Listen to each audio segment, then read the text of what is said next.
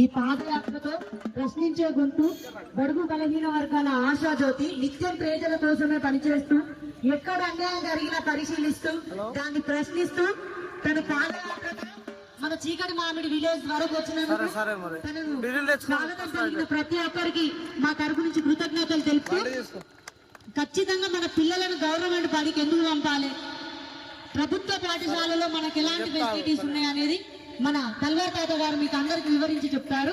ఈ సమయాన్ని వాళ్ళకి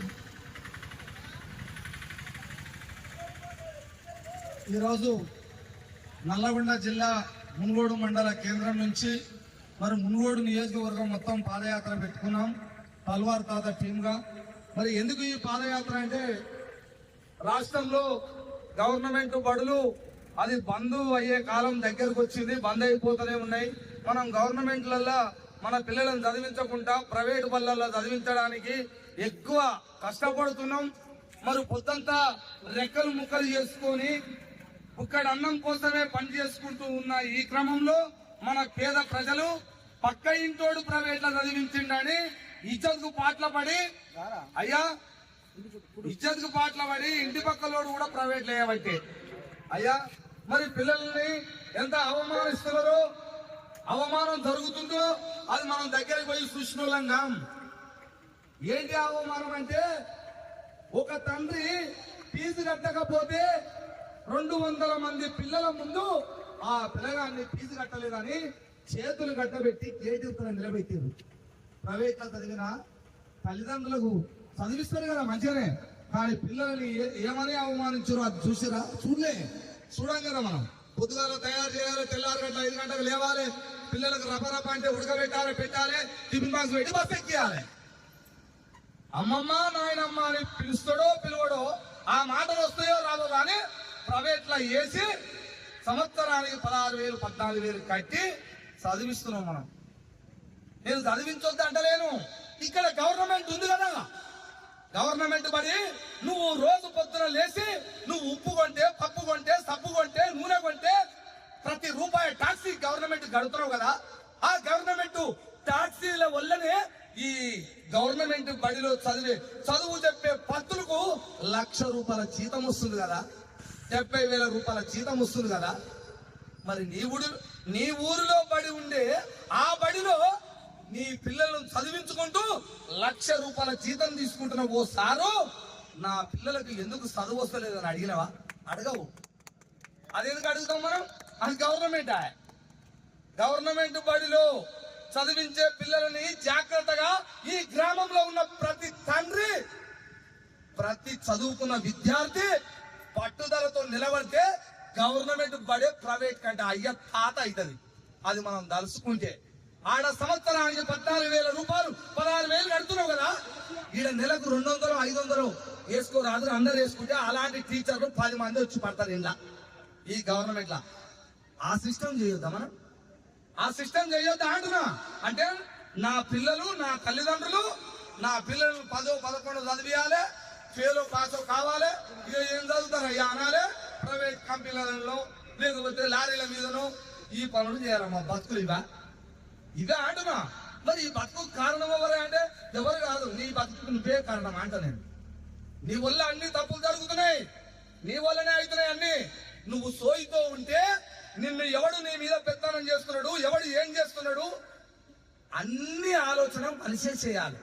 ఆ మనిషి చేస్తలేం, బలైపోతున్నాం.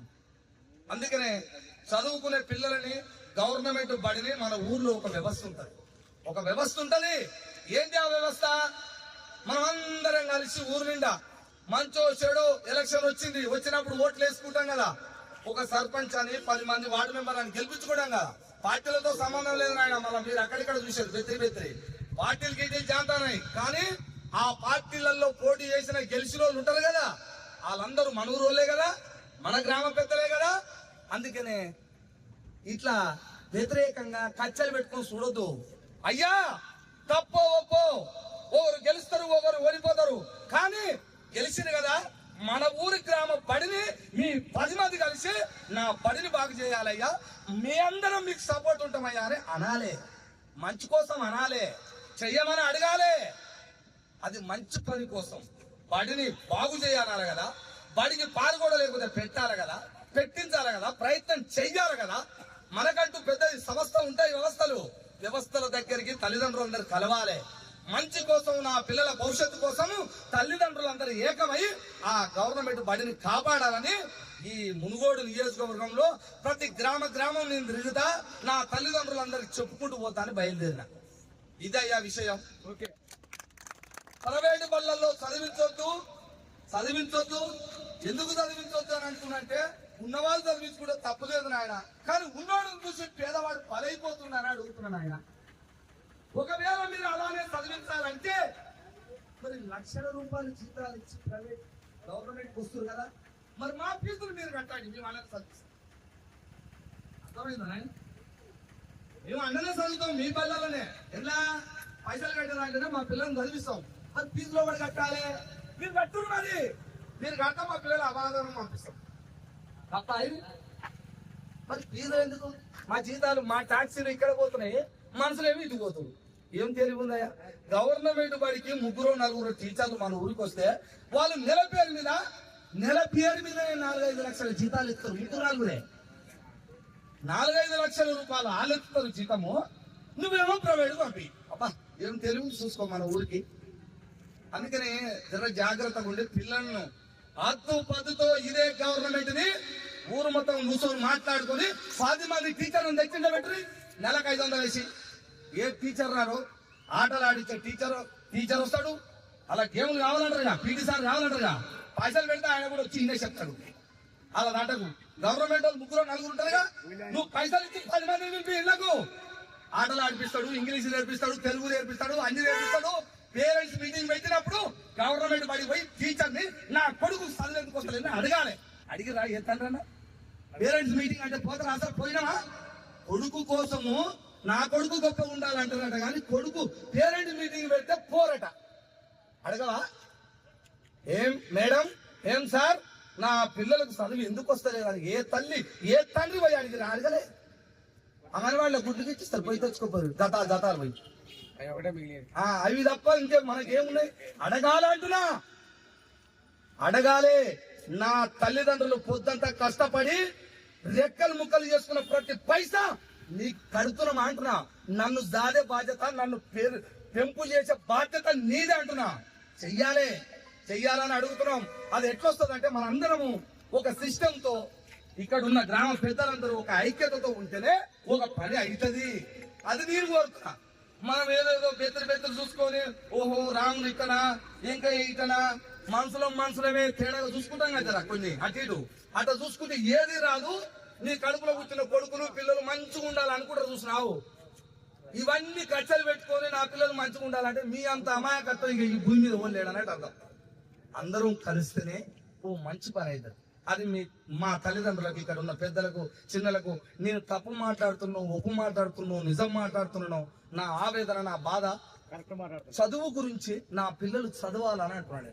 చదవాలంటే చదువు ఎక్కడ కొనుక్కోవాలన్నారు? నేను చదువు కొనుక్కోవాలని, చదువును కొనుక్కునే రాజ్యం అయితే ఇక్కడ ఉంది కదా అంటున్నా. దీన్ని ఎందుకు డెవలప్ చేయవు?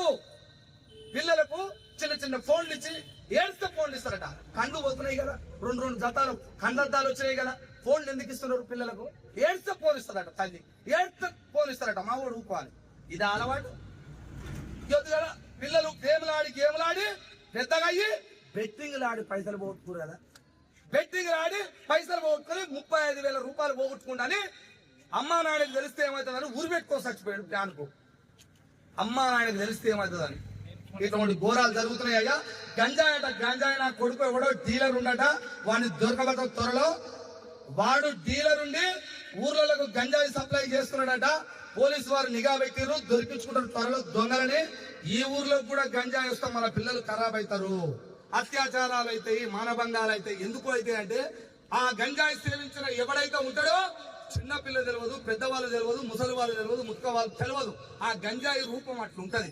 కాబట్టి దయచేసి ఇక్కడ ఎవరైనా ఉన్నా మన ఊళ్ళో పిల్లలు అలాంటి రూపురేఖలు అలాగుంటాయి, చెప్తే వినరు, రూపావు మాట్లాడతారు, అలాంటి వాళ్ళు ఉంటే తల్లిదండ్రులకు చెప్పండి, చెప్పి మాన్పించండి.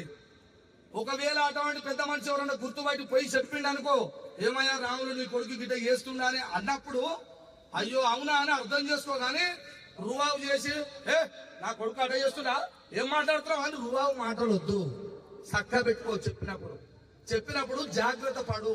తర్వాత ఏమంటారుగా చేతులు కాలినాక లాస్ట్ కు అక్కడ దాకా అవసరం లేదు. ఫస్ట్ చెప్పినప్పుడు వినండి, నిఘా పెట్టండి ఇవన్నిటి పట్ల. అందుకని అయ్యా గంజాయి పిల్లలకు ఫోన్ లేకండి. ఏ తల్లిదండ్రులు ఇక్కడైతే ఉన్నారో బండ్లు నడిపే ప్రతి ఒక్కరికి చెప్తున్నా, హెల్మెట్ లేకుండా బండి నడిపోతాను నా అన్నలకు నా తల్లిదండ్రులు అని చెప్తున్నా నేను. మీకంటూ ఒక ఫ్యామిలీ ఉంది.